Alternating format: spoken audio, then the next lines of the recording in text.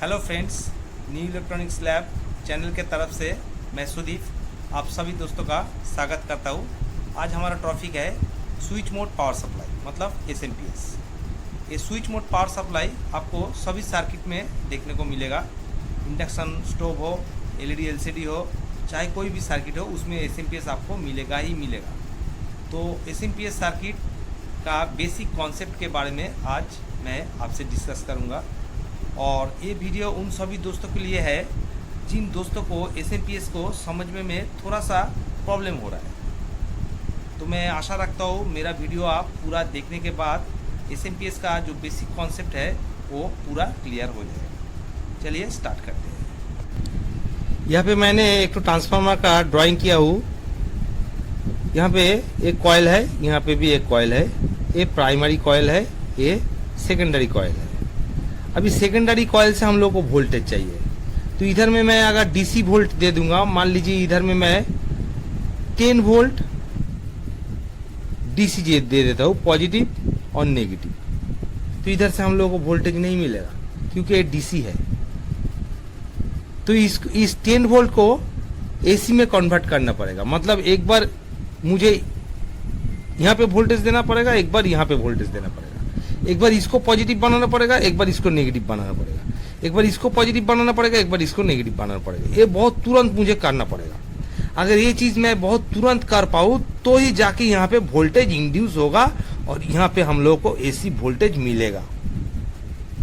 तो ये 10 वोल्ट जो डीसी है, इसको अगर किसी सर्किट के द्वारा हम लोग यही काम करवाए तो वही सर्किट जो होता है वही होता है स्विचिंग सर्किट, जो एसएमपीएस का प्राइमरी साइड में रहता है। स्विचिंग सर्किट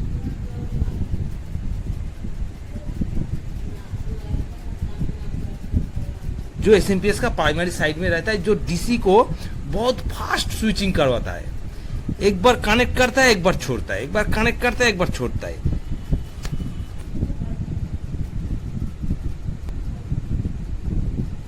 मतलब आप मान लीजिए कि यहाँ से डीसी वोल्टेज आ रहा है, यहाँ से डीसी वोल्टेज इनपुट हुआ, मान लीजिए 300 वोल्ट डीसी इनपुट हुआ और यहाँ से वो 300 वोल्ट डीसी निकल के क्या होगा, वो ग्राउंड में नहीं टच करेगा। ग्राउंड में टच करेगा तो कॉइल तुरंत ही उड़ जाएगा। ग्राउंड में कैसे टच करेगा, वो एक स्विचिंग आईसी के माध्यम से वो ग्राउंड में टच करेगा। इधर में एक आईसी रहेगा, ये आईसी का मॉसफेट काम स्विचर है। ये आईसी में ग्राउंड रहता है, तो पहले ये आईसी ग्राउंड के साथ इसको कनेक्ट नहीं करता है। ये आईसी को ऑपरेटिंग करवाया जाता है। इस आईसी के अंदर ही एक सर्किट बना हुआ रहता है। इस आईसी को पावर मिलने से ये आईसी ऑपरेट होता है, वीडीडी मिलने से, वोल्टेज ड्रेन। इस आईसी को ग्राउंड और वीडीडी मिलने से ये आईसी क्या करता है, ये जो 300 वोल्ट डीसी इधर में आके रेडी हुआ कॉइल का, इसको बहुत तुरंत ही एक बार कनेक्ट करता है, एक बार छोड़ता है, एक बार ग्राउंड के साथ कनेक्ट करता है, एक बार छोड़ता है। मतलब कट इन करता है बहुत फास्ट। मतलब मान लीजिए 1 सेकेंड में 20,000 बार इसको स्विचिंग करवाया जाता है, या तो 35,000 इसको स्विचिंग का मतलब 20 किलो हर्ट्ज या 35 किलो हर्ट्ज या 42 किलो हर्ट्ज, जितना जो एसएमपीएस का रिक्वायरमेंट होता है उसी के अनुसार इस आईसी को स्विचिंग करवाया जाता है। ये आईसी है प्राइमरी स्विचर आईसी।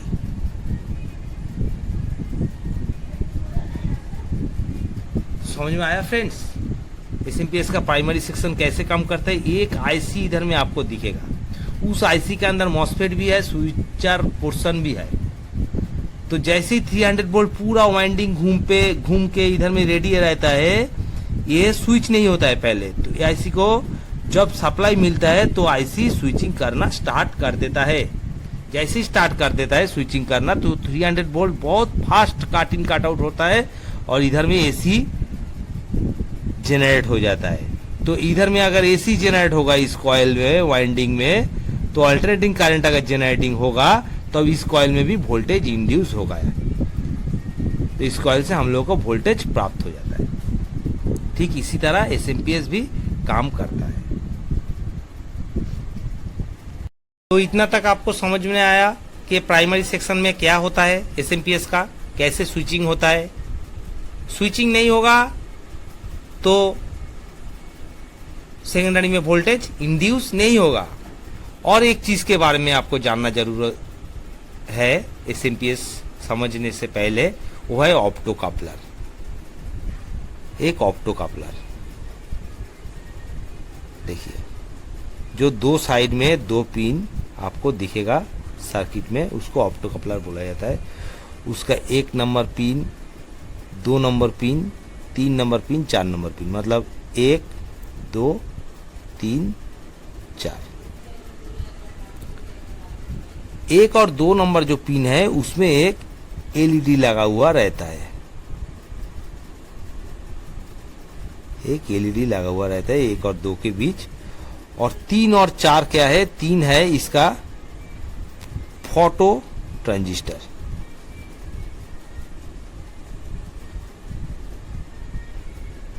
तीन है इसका एमीटर, और 4 है इसका कलेक्टर।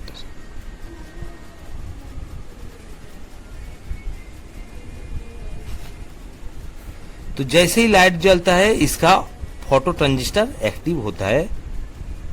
इसी के थ्रू इसका जो स्विचर आईसी रहता है एसएमपीएस का प्राइमरी में, इसी के थ्रू उसको फीडबैक दिया जाता है कि तुमको कितना स्विचिंग करवाना है उसका वाइंडिंग में। तो हमको 5 वोल्ट मिलेगा, तो हमको 9 वोल्ट मिलेगा, तो हमको 18 वोल्ट मिलेगा। ठीक है, तो इसी के द्वारा स्विचिंग को कंट्रोल करवाया जाता है ऑप्टो कपलर के थ्रू। अगर आपने ऑप्टो कपलर खोल दिया तो उसको पता नहीं चलेगा कितना स्विचिंग करना है, तो बहुत तेजी से स्विचिंग कर देगा, आपका आउटपुट में बहुत हाई वोल्टेज आ जाएगा। हमेशा ऑप्टो कपलर लगा रहना चाहिए एसएमपीएस में। मैंने यहाँ पे एक एसएमपीएस का प्राइमरी साइड को ड्राइंग कर डाला। ये प्राइमरी का स्विचिंग कॉइल है, ये ऑक्सिलरी कॉइल है। एसएमपीएस में प्राइमरी में 2 वाइंडिंग रहता है, एक स्विचिंग वाइंडिंग, एक ऑक्सिलरी वाइंडिंग। स्विचिंग वाइंडिंग में 300 वोल्ट जो डीसी इनपुट होता है वो स्विचिंग होता है आईसी के थ्रू। कैसे स्विचिंग होता है वो पहले मैंने आपको बताया। और ऑक्सिलरी वाइंडिंग से जैसे स्विचिंग स्टार्ट करता है आईसी, तो इस कॉइल में मैग्नेटिक फील्ड चेंज होता है। उसी फील्ड चेंज के वजह से इसका ऑक्सिलरी वाइंडिंग में एक वोल्टेज इंड्यूस होता है। वो वोल्टेज रेक्टिफायर डायोड के मदद से डीसी बन जाता है। डीसी बन के इसका वीडीडी पॉइंट में सप्लाई दे देता है। जैसे ही वीडीडी पॉइंट में सप्लाई दे देता है वैसे ही आईसी कॉन्टिन्यूअस पीडब्ल्यूएम सिग्नल से इस जो वाइंडिंग है 300 वोल्ट डीसी स्विचिंग करता है। तो हम लोग को सेकेंडरी में वोल्टेज इंड्यूस होता है। अगर वीडीडी सप्लाई इसको नहीं मिले तो ये स्विचिंग नहीं करेगा। एसएमपीएस चिक चिक चिक चिक चिक चिक करके साउंड करता रहेगा। उसी टाइम में आपको वीडीडी सप्लाई को टेस्ट करना है कि इसका वीडीडी जो पॉइंट है उसी पॉइंट में वीडीडी सप्लाई आ रहा है क्या, या वीडीडी पॉइंट में सप्लाई कैसे ब्रेक हो रहा है, या तो डायोड खराब है, या तो डायोड के आगे कुछ रेजिस्टेंस लगा है, वो भी खराब हो सकता है। तो एसएमपीएस चिक चिक करके साउंड कर रहा है, मतलब वो स्विचिंग का स्टार्टअप पल्स दे रहा है। उसको वीडीडी नहीं मिल रहा है इसलिए वो स्विचिंग नहीं कर पा रहा है। अगर उसको वीडीडी मिलेगा तो तुरंत ही स्विचिंग कर देगा, कॉन्टिन्यूअस, उस स्विचिंग को कॉन्टिन्यूअसली करता रहेगा। और एक पॉइंट रहता है फीडबैक का कि कितना स्विचिंग करना है, कितना फ्रीक्वेंसी से स्विचिंग करना है, 15 kilo hertz, 20 kilo hertz, 25 kilo hertz, 35 kilo hertz, 40 kilo hertz, कितना हर्ट्ज से स्विचिंग करना है।